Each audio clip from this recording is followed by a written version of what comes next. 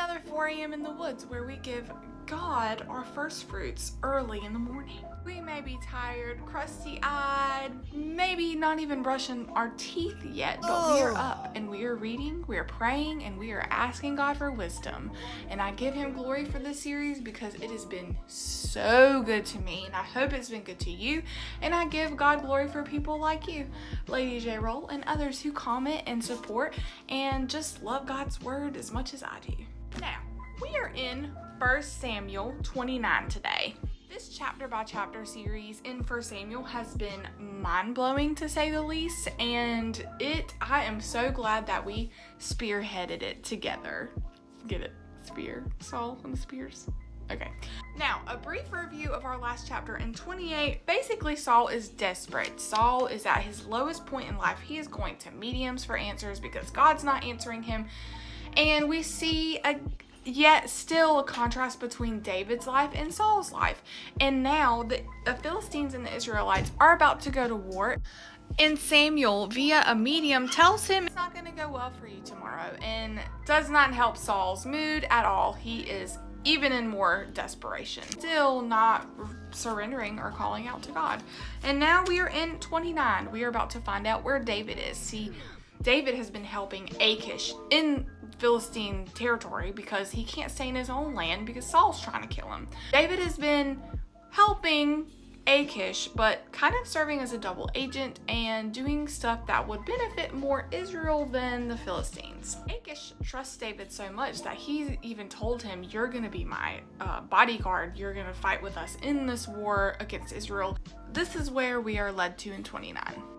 The Philistines brought all their military units together at Aphek while Israel was camped by the spring of Jezreel. As the Philistine leaders were passing in review of their units of hundreds and thousands, David and his men were passing in review behind them with Achish. Then the Philistine commanders asked, "What are these Hebrews doing here?"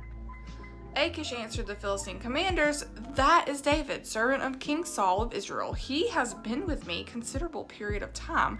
From the day he defected until today, I found no fault with him." It is clear that Achish is a little bit more gullible than the other commanders, and I think David has a pretty thick wool cloth around his eyes since he has been defeating allies of the Philistines while he's been in their territory. The Philistine commanders become enraged with Achish and told him, "Send that man back and let him return to the place you assigned him. He must not go down with us into battle only to become our adversary during the battle. What better way could he integrate himself with his master than with the heads of our men?" I mean, that is not really a good idea.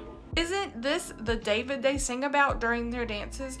Saul has killed the thousands, but David has killed tens of thousands. So Achish summoned David and told him, "As the Lord lives, you are an honorable man. I think it is good to have you fighting in this unit with me because I have found no fault in you from the day you came to me until today. But the leaders don't think you are reliable." So Achish tells David, "You can't fight with us in this battle," and sends him on his way in the morning. I think this is one of the shortest chapters we have done.